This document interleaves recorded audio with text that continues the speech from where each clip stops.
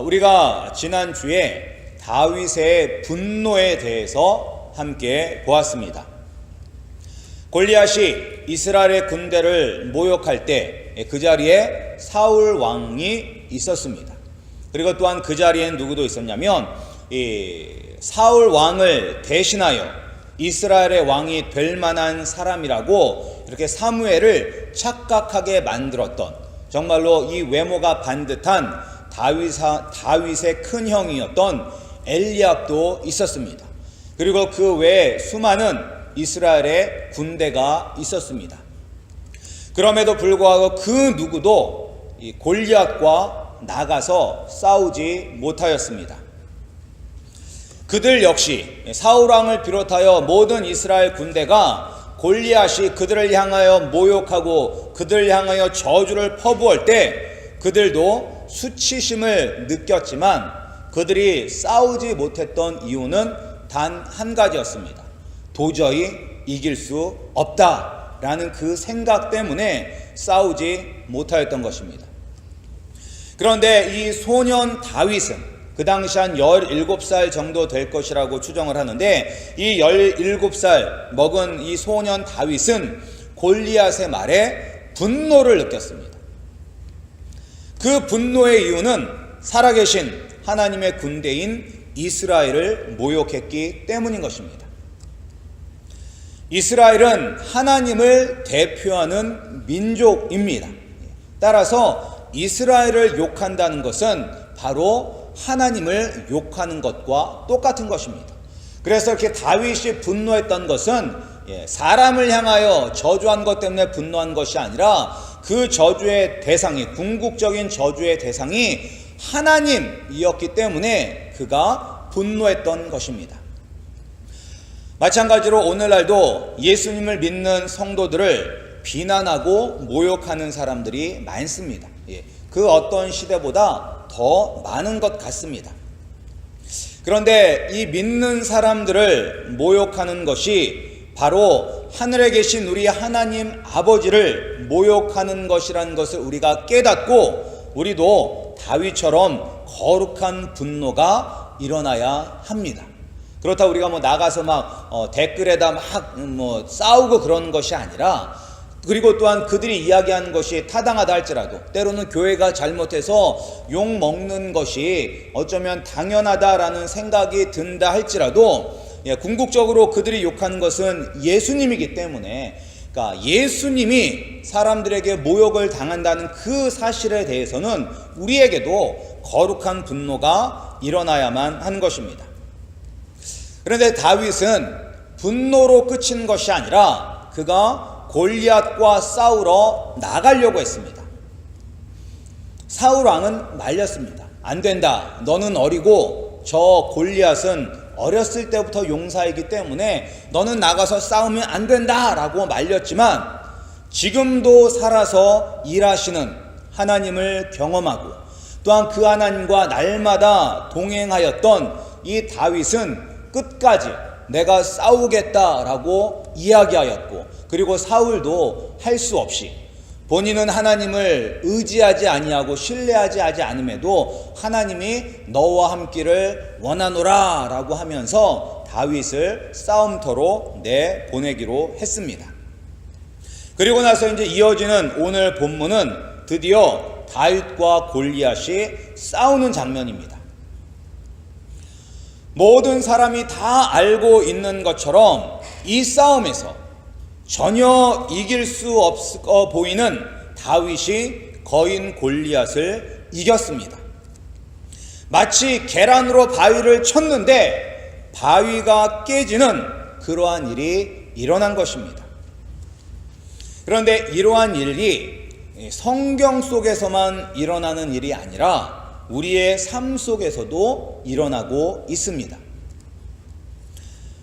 미국에서의 노예 해방은 우리가 잘 아는 것처럼 링컨 대통령에 의해서 남북 전쟁 중이었던 1863년에 공포가 되었고, 그리고 전쟁이 끝난 1865년도에 이 발효가 되었습니다.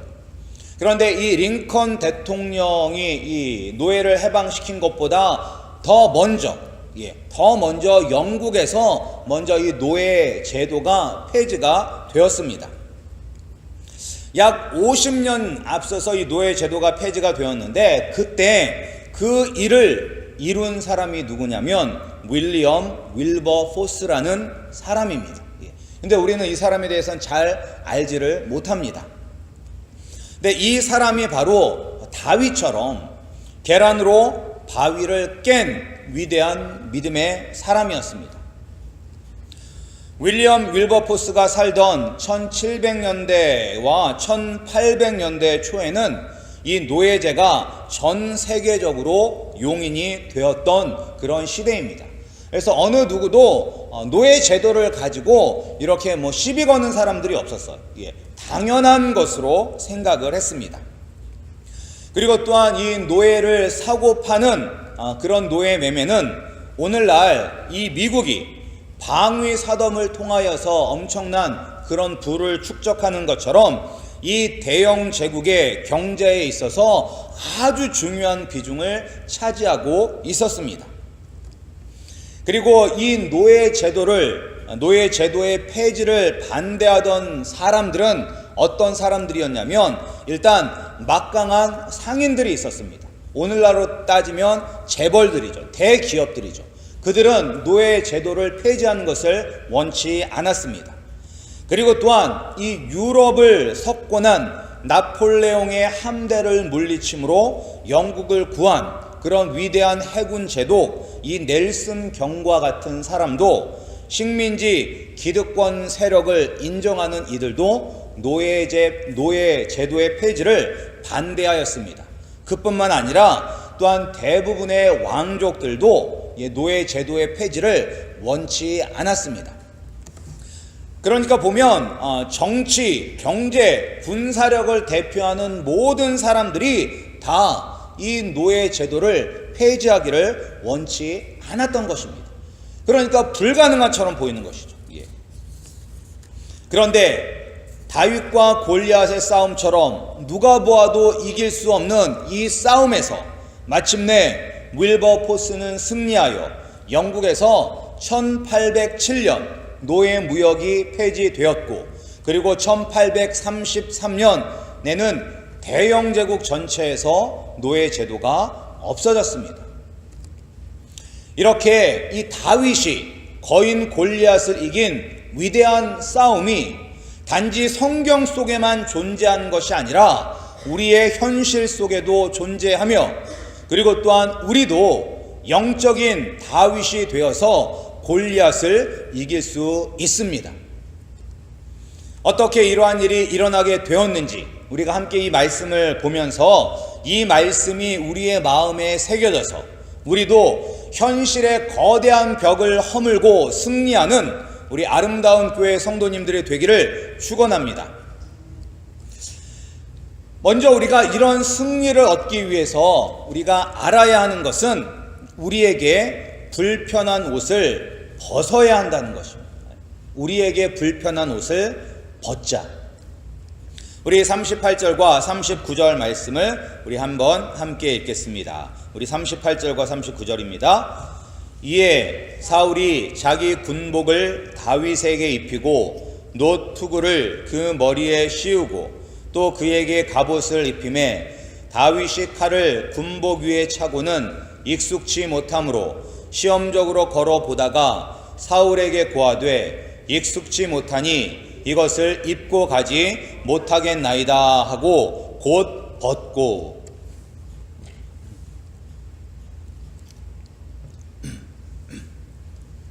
지금 사울왕은 골리앗과 싸우러 나가는 다윗에게 자신이 입었던 군복과 그리고 또한 자신이 착용하였던 이 갑옷과 투구를 이 다윗에게 주었고 그리고 자신의 무기인 칼을 다윗에게 주었습니다.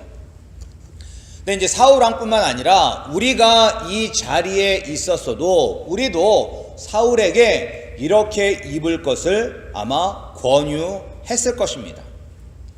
전쟁에서 싸우러 나가는 사람들은 다 이렇게 무장을 해야만 된다. 갑옷을 입어야지만 가슴을 보호할 수 있고 투구를 써야지만 머리를 보호할 수 있고 방패와 칼을 들어야지만 내가 싸울 수 있다라고 이야기하면서 그렇게 입을 것을 아마 우리도 강요했을 것입니다. 그리고 대부분의 사람들도 이렇게 하고 이렇게 무장을 하고 나가서 싸우지 않으면 안 된다라고 생각을 하였을 것입니다. 그런데 거기에는 한 가지 아주 중요한 문제가 있었습니다. 그 문제는 무엇이냐면 불편하다는 거예요.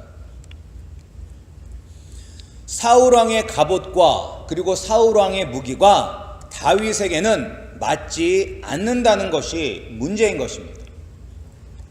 그런데 세상은 오늘날 우리에게 여전히 우리에게 맞지도 않고 우리에게 너무 불편한 그 옷을 입으라고 강요하고 있습니다. 그렇게 해야지만 싸울 수 있다고, 그렇게 입어야지만 승리할 수 있다고 우리에게 이야기하고 있습니다.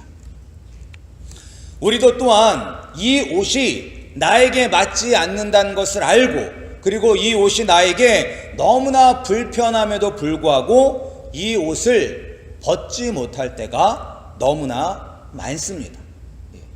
너무나 불편한데 왜 이 옷을 벗지 못하는 것일까요?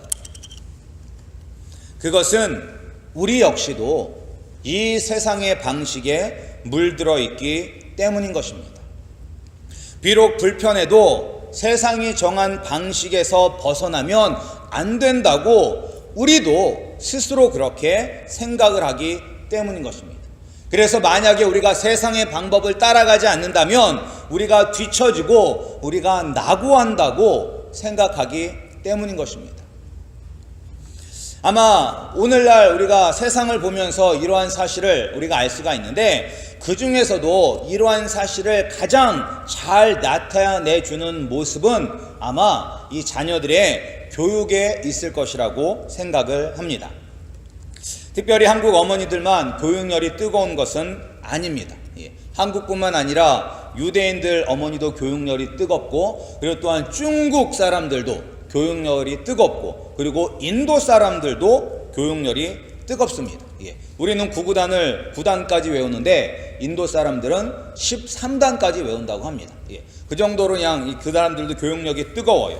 그래서 얼마 전에 이 중국 어머니가, 아빠는 유대인이고 엄마는 중국인인데, 이 중국 엄마가 타이거맘이라는 그런 책을 내서 이 베스트셀러가 됐었습니다. 타이거맘은 한마디로 뭐냐면 애들을 잡아서 그냥 조지는 거예요. 애들을 자유를 주는 것이 아니라 애들을 막 가둬놓고 막 때리면서 계속 교육을 시키는 거예요. 그러면 하버드 보낸다, 뭐 그런 내용이에요. 그런데 이제 이 교육열의 부작용은 무엇이냐면, 모든 사람이 다 그렇게 하니 나도 그렇게 해야 한다고 생각하게끔 만드는 것입니다. 마치 전쟁에서는 꼭 갑옷과 투구를 쓰고 창과 칼을 들고 싸워야만 한다, 다른 식으로 싸워서는 안 된다라고 강요하는 것처럼, 이렇게 자녀들을 교육시키지 않으면 안 된다는 그런 세상의 말에 우리가 자꾸 귀가 기울여지고, 또한 그 길을 따라가지 않으면 뒤처져서 도태된다고 생각을 합니다. 그래서 한국에서는 아이들이 초등학교 때부터 밤늦게까지 학원을 다닌다고 합니다. 그래서 아무리 애를 마음껏 놀리고 싶어도 놀이터에 애들이 없대요. 놀 수가 없대요. 그래서 놀으라고 학원을 보낸다는 그런 부모님도 있다고 합니다. 그런데 참 이런 걸 보면 시대가 많이 달라졌다는 것을 우리가 볼 수가 있습니다. 여러분들이 다 학교 다니는 학창 시절 때는 다 부모님들이 그런 교육열이 있으셨을 거예요. 근데 그때와 지금을 비교하면 너무 심하다라는 그런 생각이 아마 들 것입니다. 저도 그런 생각을 들거든요. 왜냐하면 제가 이 한국의 베이비 붐 세대에 태어난 사람입니다. 그러니까 1970년, 71년, 72년, 뭐 한 69, 70, 71, 72 요때가 가장 많았거든요, 애들이. 그래서 저 때도 국민학교 다닐 때 오전반, 오후반이 있었고, 그리고 한 반에 한 70명씩 공부를 했었고, 그리고 또한 인문계 고등학교를 가기 위하여 이 중학교 때 시험을 볼 때도 경쟁률이 2대 1이었어요. 2대 1. 그러니까 2명 중에 1명은 인문계 고등학교를 갈 수가 있었고, 다른 1명은 뭐 상고나 공고나 이런 데를 가야 되는 거예요. 그러니까 경쟁률이 훨씬 심하잖아요. 근데 지금은 애들이 한 반에 뭐 한 30명, 뭐 한 40명 밖에 되지 아니하고 훨씬 더 좋은 환경에서 삶에도 불구하고 그때보다도 더 심하게 아이들이 고통받고 있습니다. 예. 부모들은 교육을 시킨다고 이야기하지만 아이들이 고통받고 있습니다. 고통받고 있습니다. 교통이 아니라 고통받고 있습니다. 예. 그런데 이제 한국이 유독 심하다고 생각을 하는데 미국도 점점 그렇게 변하는 것 같습니다. 그래서 우리 마이애미 같은 경우는 별로 그런 일이 없는데, 이제 한국 분들이 많이 모여 있는 대도시들, 뭐 LA나 뉴욕이나 워싱턴, 이 아틀란타 같은 경우에도 보면 이제 유치원 아이들이 유치원을 잘 못 따라가니까 방학 동안에 학원이나 보낸대요. 근데 그 학원을 보내는 돈이 보통 사람이 생각하기에는 억소리가 나는 그런 엄청난 돈을 들여서 학원을 보낸다고 합니다. 이런 이야기를 들으면 우리 연세 드신 분들은 미쳤네 이렇게 생각을 할 거예요. 예, 공부는 애들이 철들면 누가 시키지 않아도 잘하는데 뭐하러 그런데 돈 들이냐? 라고 그렇게 생각을 하실 것이고, 그리고 아직 애가 없는 분들도 역시 미쳤네, 그런 돈 있으면 가방을 사지, 뭐 그런 생각을 하실 거예요. 예. 그런데 지금 유치원생들이나 그런 자녀들이 있는 부모님은 그런 이야기를 들을 때 그 얘기가 남의 이야기처럼 들리지는 않을 것입니다. 왜냐하면 나에게는 애들이 있기 때문에. 예. 그리고 또 오늘날은 어떤 세상이냐면, 예전에는 개천에서 용이 나는 세상이었는데 지금은 용들이 모여 사는 곳에서 용이 나는 시대인 것입니다. 그러니까 환경이 중요하다는 거예요. 어렸을 때부터 좋은 교육을 받은 아이들이 커서도 잘 된다라는 것이 통계적으로 나와 있는 그런 세상입니다. 따라서 주위의 모든 사람들이 교육에 목숨을 걸면, 우리 형편은 그렇지 않더라도 내가 무리를 해서라도 우리 자녀들을 좀 뭔가 가르쳐야 되는 것은 아닌가라는 그런 스트레스를 받게 되어 있는 것입니다. 그런데 중요한 것은 무엇이냐? 그런데 우리가 이렇게 세상을 뒤쫓아가서는 승리할 수 없다는 것입니다. 만약 다윗이 사울 왕의 군복을 입고 사울 왕의 갑옷을 입고 투구를 쓰고 사울 왕의 칼을 차고 골리앗과 싸우러 나갔다면 과연 다윗은 승리할 수 있었을까? 반드시 졌을 것입니다. 오히려 반대로 다윗이 골리앗에게 죽음을 당했을 것입니다. 세상이 몰아가는 트렌드를 쫓아가서는 우리가 세상과의 싸움에서 승리할 수 없습니다. 다른 사람들이 다 이렇게 하니까 나도 그렇게 쫓아가야 된다라는 생각에서 우리는 벗어나야만 하는 것입니다. 오늘 말씀을 보면 다윗은 불편하니까 그 군복을 바로 벗어버렸어요. 그리고 자신에게 맞는 옷을 입었습니다. 그 옷은 특별한 옷이 아니라 평상시에 입고 다니던 옷이었어요. 그리고 그는 무기를 들었습니다. 그 무기는 무엇이었냐면 막대기와 그리고 매끄러운 돌멩이 5개와 그리고 그 돌멩이를 날릴 수 있는 이 물매였습니다. 근데 우리가 한번 이거를 이제 상상을 한번 해보세요. 성경이 은혜가 되려면 우리가 이 성경의 내용들을 이렇게 상상을 잘하는 사람들이 이게 은혜가 더 빨리 오게 됩니다. 그래서 지금 여기에 골리앗이 있고 여기에 다윗이 있는데, 골리앗은 이 갑옷을 입고 투구를 쓰고 거대한 창을 들고 칼을 들고 나오고 있는데, 이쪽에서는 다윗이 평상복을 입고 돌멩이 5개 주머니에다 넣고 그리고 막대기 들고 그리고 물맷돌만 들고서 여기서 걸어 나오고 있는 거예요. 여러분들 어떤 생각이 드십니까? 우리가 이제 결과를 알기 때문에 우리가 그것이 당연한 거라고 생각을 하지만 실제 상황에서 그렇다고 한번 상상을 해보세요. 그러면 우리가 저 다윗 미친 거 아니야? 골리앗과 싸우는데 막대기와 돌멩이를 왜 들고 가? 미쳤군. 이렇게 우리가 반응을 했었을 것입니다. 그러나 다윗은 자신이 가장 잘 싸울 수 있는 것이 무엇인지 그는 정확히 알고 있었습니다. 자신에게 창과 칼보다는 돌멩이를 걸어서 던지는 물매가 더 편하고 그리고 더 정확하고 더 위력이 있다는 것을 알았고, 그리고 또한 그는 이 물매를 가지고 사자와 곰의 발톱에서 양을 건져내었던 그러한 실전 경험들이 풍부했던 그런 소년 다윗이었습니다. 그러니까 남들은 욕한다 할지라도 자기 자신은 이게 당당하고 자신이 있던 거예요. 왜? 자기가 가장 잘하는 것이기 때문에. 다윗이 철이 없고 어리석어서 막대기와 돌멩이를 가지고 나간 것이 아니라 내가 무엇을 가장 잘할 수 있는지 알았기 때문인 것입니다. 우리 성도님들은 여러분들이 가장 잘하는 것이 무엇인지 알고 계십니까? 우리 하나님은 우리에게 모든 사람에게 다 달란트를 주셨어요. 어떤 사람은 1달란트를 주었고, 어떤 사람들은 2달란트, 3달란트, 어떤 사람은 5달란트를 주셨어요. 근데 우리는 볼 때 이 1달란트, 2달란트, 5달란트에서 그 차이에 우리가 관심을 기울이는데, 가장 중요한 것은 무엇이냐면 하나님이 하여간 달란트를 주셨다는 거예요. 달란트를. 내가 잘할 수 있는 무엇인가를 하나님이 나에게 주셨다는 것입니다. 그것은 어떤 일에 대한 재능일 수도 있고, 또는 사람을 즐겁게 하는 유머 감각일 수도 있고, 또는 사람을 위로하고 격려하는 성품일 수도 있습니다. 사람마다 다 다르기 때문에 정확히 그것이 무엇인지는 모르지만 분명한 것은 하나님이 여러분들에게 그 달란트를 주셨다는 것입니다.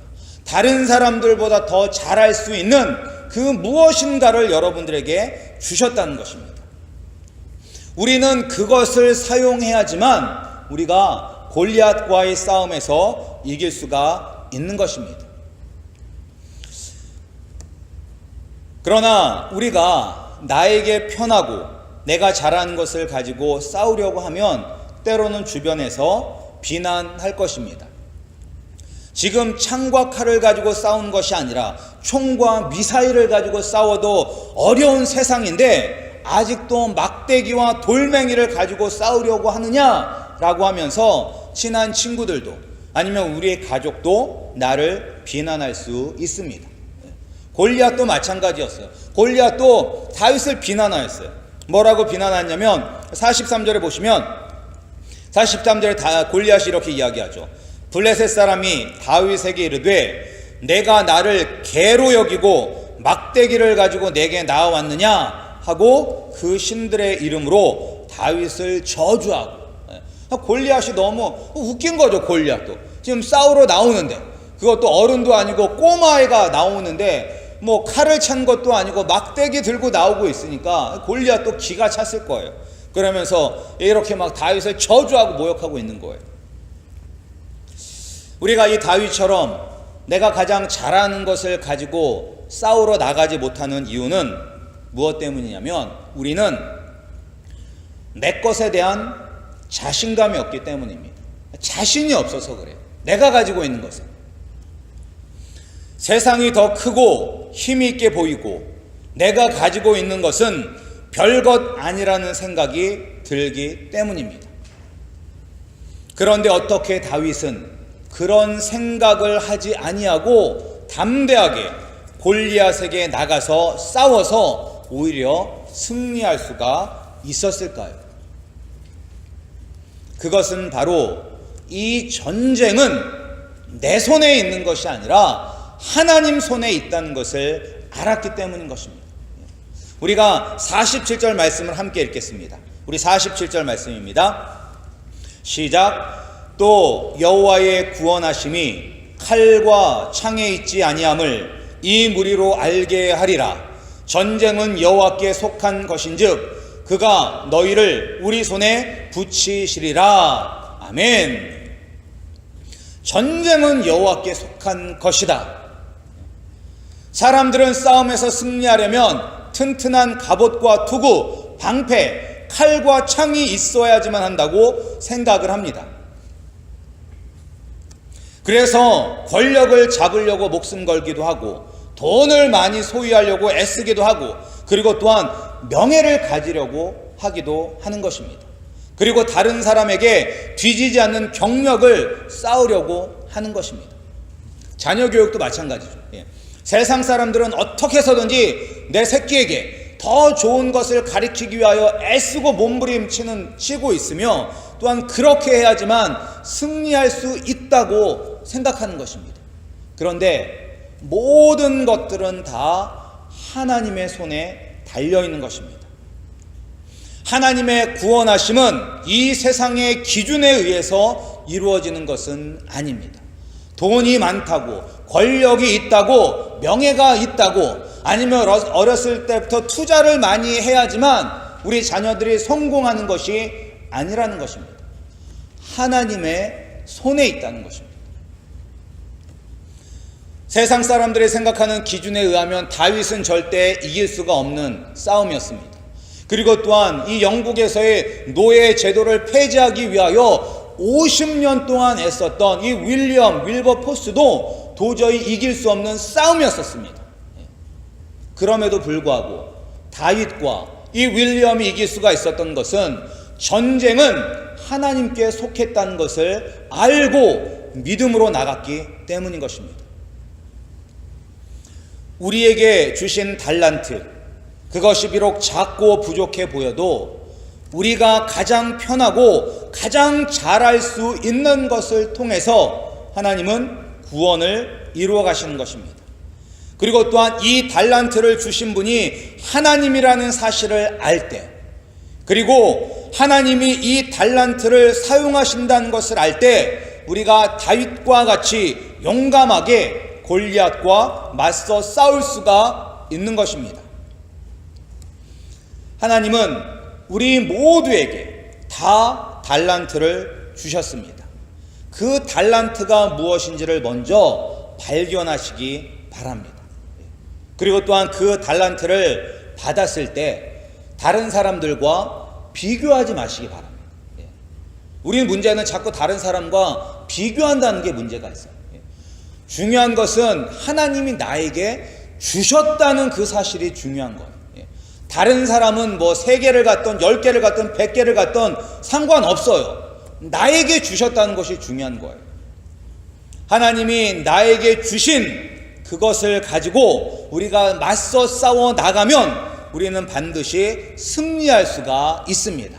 왜냐? 전쟁은 하나님에게 속해져 있고 전쟁은 하나님께서 우리를 위하여 대신 싸우시기 때문인 것입니다. 오늘날에도 여전히 영적 전쟁은 우리의 삶 가운데 계속되고 있습니다. 가정 안에서, 회사 안에서, 교회 안에서, 그리고 또한 이 미국이란 나라와 온 세상 가운데서 영적 전쟁은 계속되고 있습니다. 그리고 또한 우리의 영적 전쟁의 대상인 이 세상은 여전히 우리에게 거인 골리앗처럼 크고 두려운 존재입니다. 이런 전쟁에서 세상이 강요하는 가치관과 생각에 불편한 옷을 믿음으로 벗고 하나님이 우리에게 주신 달란트를 발견하여 내가 가장 잘할 수 있는 것으로 담대히 싸우시기를 소원합니다. 전쟁은 칼과 창으로 하는 것이 아니라 하나님의 손에 달린 것입니다. 비록 사람들이 볼 때는 하나님이 주신 달란트로 세상과 싸우려는 우리가 계란으로 바위를 치는 어리석은 사람처럼 보이지만 우리가 하나님과 함께하면 계란 같은 우리가 거대한 바위를 무너뜨리는 강력한 미사일이 되는 것입니다. 그런 하나님의 능력으로 우리 가운데 있는 영적 전쟁에서 승리하시는 우리 아름다운 교회 성도님들이 되시기를 주님의 이름으로 축원합니다. 우리 함께 기도하시겠습니다. 우리 합심하여 기도할 때 우리가 구원은 하나님에게 속해져 있다는 것 알고 있습니다. 알고 있음에도 불구하고 우리가 여전히 세상이 우리에게 요구하는 것들, 세상이 우리에게 강요하는 것들에서 벗어나지 못했던 나의 믿음 없음을 이 시간 우리가 먼저 고백하고 회개했으면 좋겠습니다. 그리고 하나님, 나에게도 분명히 달란트를 주셨는데 그 달란트가 무엇인지를 깨닫게 하시고 그 달란트를 사용하셔서 하나님 아버지, 내가 이 영적 전쟁에서 승리하게 하여 주시옵소서. 아버지, 다윗만 골리앗을 무너뜨리는 것이 아니라 나도 내 앞에 있는 거대한 골리앗과 같은 아버지 그런 세력들을 믿음으로 이기게 하여 달라고 우리 다 같이 합심하여 기도하시겠습니다. 하나님 아버지, 감사드립니다.